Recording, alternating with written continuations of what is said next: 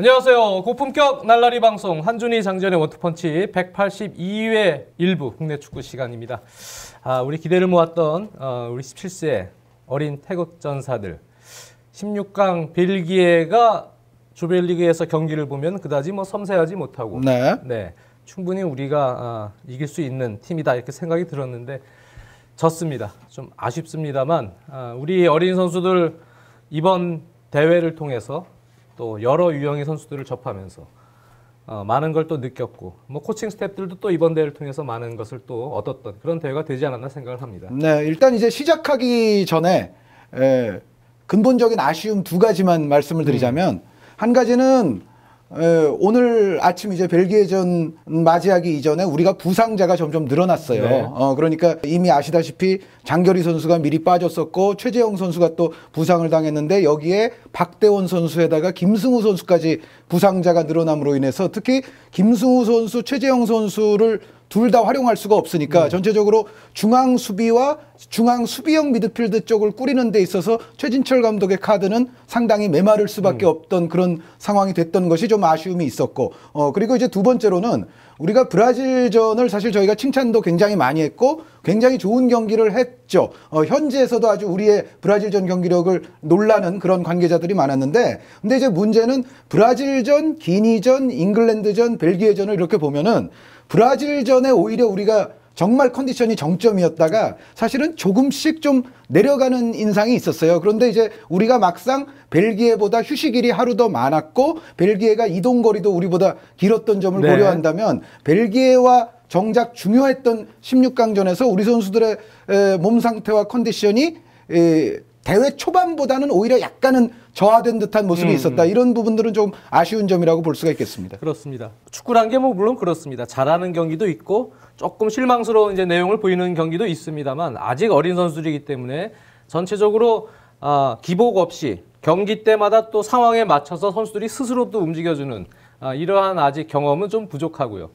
이번 대회 또 16강 들어서면서 우리가 많은 칭찬을 또 한 것이 부담으로 좀 작용된 느낌도 있어요. 그래서 선수들이 조금 부담감을 가진 듯한 느낌도 있었습니다. 몸이 좀 무겁고 또 실책성 플레이들이 많고 패스 미스도 좀 많은 이제 그런 경기가 됐는데 우리가 사실 이번 16강 벨기에전에서 또 짚고 넘어가야 될 부분은 경기 내용적으로 봐서도 일단 몇 가지는 좀 짚어 넘어가 봐야 되지 않나 생각이 드는데 첫 번째로는 일단 전반전 운영에 있어서 시작할 때 최진철 감독이 만면의 미소를 아주 여유 있는 미소를 띠고 경기를 시작을 했습니다. 그만큼 우리 선수들 자신감이 있었습니다만 경기를 풀어나가면서 벨기에가 이날은 파란색의 벨기에라면 4-1-4-1 전형 중앙에 수비형 미드필더를 놓고 3명의 미드필더가 포진된 이런 상황인데 우리는 유주환 선수와 이승우 선수가 투톱에 나서는 4-4-2 전형이라고 볼 수 있지 않습니까? 네. 그러면은 이제 제가 경기 중에도 몇 차례 말씀을 드렸습니다만 중앙 미드필드 숫자 싸움에서 일단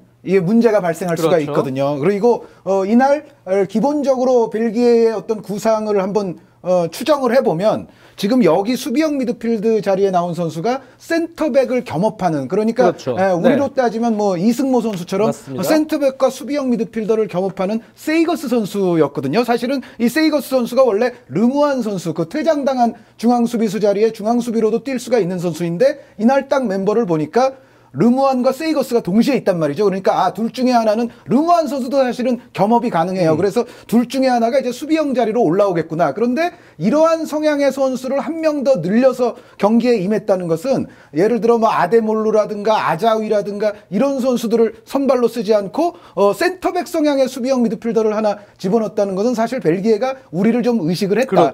실질적으로는 벨기에 입장에서는 안정적인 경기 운영을 펼치다가 정말 우리의 실책이라든가 역습이라든가 이러한 상황을 노렸는데 어떻게 보면 이제 벨기에 입장에서는 그게 맞아떨어진 결과가 됐고 지금 장 의원님께서 말씀하시려는 바로 그 대목 제가 경기 중에도 말씀을 드렸습니다만 일단 벨기에는 3명의 중앙 미드필더로 출발한 반면에 우리는 4-4-2 포메이션이라면 기본 2명이거든요. 여기서 이제 이어서 설명해 주시죠.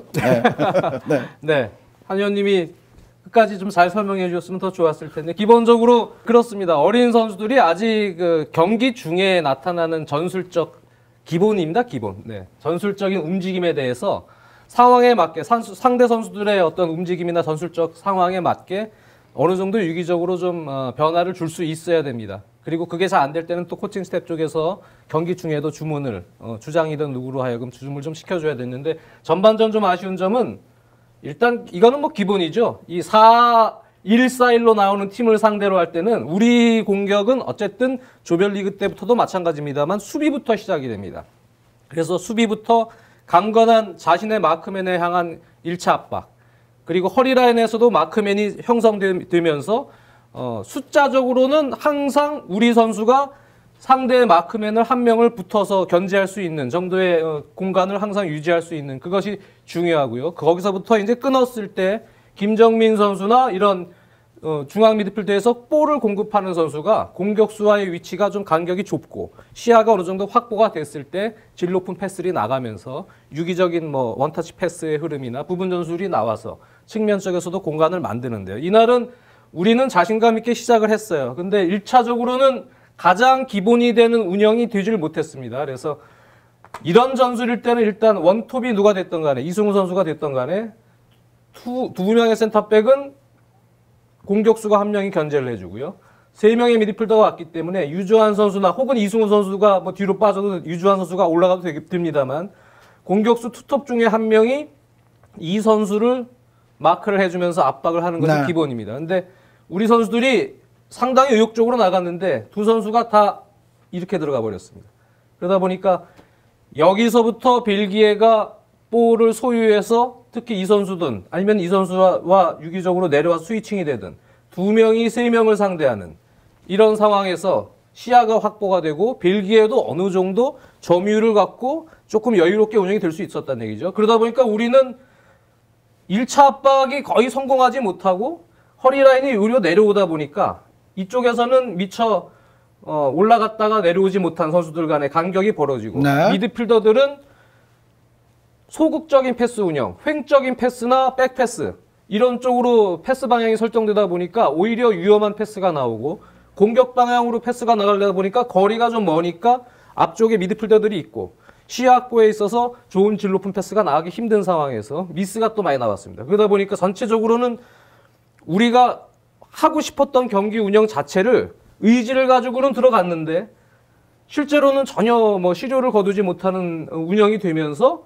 오히려 그러한 타이밍에서도 벨기에는 부정확한 패스를 통해서 이렇다 할 우리를 위협을 주지 못했거든요. 네. 그러한 시간이 길어지기 전에 우리가 어느 정도 조치를 하면서 흐름을 좀 바꿨어야 되는데 의외의 실책이 여기서 나오면서 먼저 실점한 것이 전체적으로 선수들 밸런스가 앞으로 당겨지고 무리한 압박을 하다가 끊겨서 들어가는 그러한 이제 밸런스 붕괴가 이어졌습니다. 그래서 상당히 아쉬운데요. 그런 1차전 초반 운영에 있어서의 중요성 그것을 또 다시 한번 느꼈던 경기입니다. 네, 연관된 맥락에서 이제 말씀을 드리자면 3명 대 이제 2명의 중원 싸움이 되는 경우가 많았어요. 물론 이승우 선수가 이제 이쪽으로 내려와서 볼을 받는 경우들도 있기는 있었습니다. 하지만 장 의원님 말씀대로 우리의 근본적인 운영은 일단 4-4-2였거든요. 그래서 이제 상대의 특히 이제 이 세이거스 선수가 좀 비는 상황이 많았는데 여기서 일단 자유롭게 벨기에가 공격의 출발점을 삼을 수가 있었어요. 그런데 세이거스 선수가 이제 자유롭게 볼을 잡는 상황에서 우리 이제 미드필더들이 그러다 보면은 또 이제 세이거스 선수 쪽으로 전진을 하거든요. 여기서 이제 무슨 일이 대체로 많이 벌어졌냐면 근데 이제 볼이 빠져나오죠. 그러면은 이쪽으로 망갈라 선수가 네, 돌아나가는 경우가 많았습니다. 그러니까 역삼각형에서 세이거스, 리고, 망갈라 이러한 운영이었는데 통상 여기 있을 때 우리가 압박 들어가는 게 좀 늦었어요. 네. 기본적으로 자유롭게 있는 경우가 많았고 그러다 보니까는 조금 뒤늦게 들어가면 그때 이제 볼이 빠져가지고 망갈라 쪽으로 간단 말이죠. 그럼 그 다음 상황은 우리가 어떠한 또 불리함에 초래하게 되느냐. 망갈라 선수와 베레트 선수가 박명수 선수를 2명이서 상대하는 그런 장면들이 많이 연출이 됩니다. 그러니까 결국은 우리가 사실은 경기 중에도 역시 말씀을 드렸습니다만 박명수 선수가 조금 더 공격을 자유롭게 할 수가 있어야 사실 우리 대표팀의 창의성은 살아날 수가 있고 전체적으로 우리 대표팀의 공격 창의성이 사실 이 왼쪽 라인에 네. 초점이 많이 맞춰져 갖춰져 있었는데 여기서 망갈라 선수가 이렇게 자유롭게 빠져나와서 베레트 선수 여기에 이제 반캄프 선수까지도 이쪽으로 도는 경우가 많으니까 이쪽의 수비가 우리가 초반부터 상당히 좀 어려움을 겪었단 말이죠. 그러다 보니까는 박명수 선수가 공격으로 나오는 데 있어서도 상당한 이제 어려움을 겪으면서 결국은 우리 특유의 또 왼쪽 측면 공격을 제대로 수행하지 못했다. 그런데 그 출발점을 연원을 따져보자면 결국은 중앙 미드필드 그렇죠. 네. 전쟁에서의 약간의 전술적 실패 아니냐 이렇게 생각이 듭니다. 그렇습니다. 네. 그래서 이 부분은 경험이 풍부한 베테랑 선수들은 경기 중에 본인들이 스스로 어떤 위치 변화를 통해서 운영을 또 하는 이러한 이제 노하우들이 있습니다만 어린 선수들이기 때문에 그러한 능력들이 아직은 조금 경험이 더 쌓여야 된다는 생각이 들었고 어떻게 됐든 뭐 실책을 통해서 실점이 됐습니다. 그래서 약간 뭐 소잃고 외양간 고치는 시기도 있습니다만 후반 들어서는 이승무 선수를 수비형 미드필더로 우리 기용을 하면서 오세훈 선수를 센터백으로 기용하는 그런 변화를 줬습니다. 그래서 우리가 두 명의 센터백과 수비형 미드필더를 두고 앞쪽에 유주환 선수와 그리고 김정민 선수를 받치는 이러한 형태로 이제 바꿨죠. 그래서 전체적으로 시스템 변화를 가져가면서 상대 어떤 전술 운영에 맞춤 전략을 후반전에 들어가서야 시행이 됐는데 역시 오세훈 선수가 센터백을 뭐 간혹 본 적은 있긴 합니다만 전문 센터백이라고 보기는 좀 힘들기 때문에 그런 상황에서 첫 실점도 실책에서 나왔고 두 번째 실점도 역시 우리가 0대1로 뒤지는 상황에서 좀 안타깝게도 여기서부터 시작이 됐죠. 김진야 선수가 압박을 해야 될 타이밍이 아니었는데 무리하게 압박을 뒤늦게 나가다가 여기서 공이 방출이 되면서 이쪽으로 이제 실점이 됐어요. 그러니까 저는 두 번째 실점 같은 경우도 수비수로 변칙 투입된 오세훈 선수 쪽에서 이제 베레트 선수의 골이 나오기는 했는데 오세훈 선수의 책임이라기보다는 이거는 이제 기본적으로 그 이전 상황에서부터 사실은 좀 문제가 있었고 사실 그 당시에 이 왼쪽 측면에 있어서의 어떤 포지션상의 어떤 아웃 오브 포지션 또 상황이 나왔었기 때문에 오세훈 선수로서는 제가 봤을 때는 좀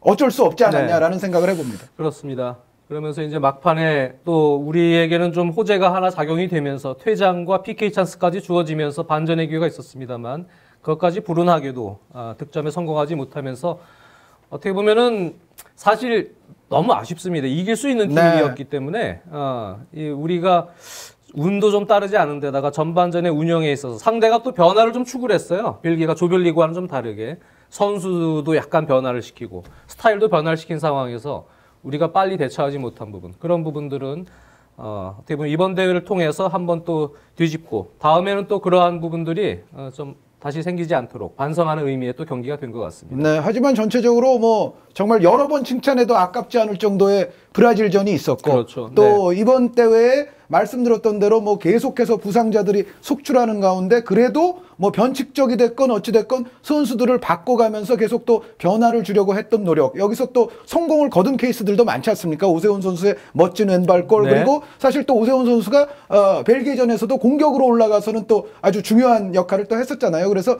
전체적으로 보면은 역시 이번 때에는 우리로서는 사실 얻는 것을 오히려 많이 가져갈 수 있는 마지막 순간에는 정말 우리가 적어도 지금 최강팀으로 평가받는 팀이 사실 프랑스인데 프랑스까지는 한번 만나보고 싶은 마음이 저도 굴뚝 같았어요. 최소한. 그런데 벨기에에게 탈락을 하게 돼서 아쉽기는 합니다만 그래도 이러한 경험들이 우리 앞으로 자라나는 선수들에게는 상당히 좋은 또 주춧돌이 되지 않을까라는 생각을 합니다. 아픈 만큼 성숙할 겁니다. 특히 벨기에 같은 팀 이번 멤버가 그렇게 기술적으로 화려한 선수는 아닙니다만 물론 최전방 반캄프 같은 선수는 결정력이 있는 선수입니다. 그래서 그 선수에게 실점도 했는데 우리 선수들이 어린 선수들이 피지컬적으로 체격 조건이 좋은 벨기에 같은 북유럽 스타일과 유사한 그런 체격 조건을 가진 선수들과 상대했을 때 싸워나가야 되는 방법. 피지컬적으로 약간 밀리면서 그러면서 이제 밸런스를 잃고 또 거기서부터 미스들이 나오는 경우가 많았기 때문에 전체적으로 그런 경험에서도 아마 좋은 숙제가 되지 않았나 생각이 들고 우리 이승우 선수도 이번 대회를 통해서 많은 경험을 했을 거라고 봐요. 여러 유형의 선수들을 만나면서 그래서 이제 본인 스타일이 이제 여러모로 이번 경기 같은 경우는 조금 이제 패스의 정교함이나 그런 부분에서도 이승우 선수가 다듬어야 될 부분들이 보였는데 이런 큰 선수들과 상대할 때 대처 방법 그리고 우리가 질 때 심리적으로 어떻게 또 자중해서 밸런스를 끝까지 유지를 하면서 안정감 있는 플레이를 하는가. 그 부분에 있어서도 우리 선수들이 좀 성급하게 나가다가 실책들이 많았기 때문에 하나의 또 교훈 자료가 될 수 있는 대회가 되지 않았나 생각을 합니다. 아쉬운 얘기만 계속했습니다. 네. 네. 자, 17세 이하 월드컵은 이렇게 우리 대표팀은 막을 내렸습니다. 만 주말에는 또 축구 팬들이 기다리는 FA컵 결승전이 있습니다. 네. 1시 반이죠? FA컵 네. 하면은 그 나라 또 축구의 모든 팀들이 참여하는 네. 축구의 대제전이라고 볼 수가 있고 그렇습니다. 또 K리그 팀들 입장에서는 챔피언스 리그 티켓을 두고 그것도 아주 같은 대학 출신 연세대 감독들의 또 출신의, 아주 네. 명승부가 펼쳐질 것 같습니다. 그렇습니다. 네. 토요일 1시 반입니다. 두 팀 감독 모두 2대0으로 이기겠다.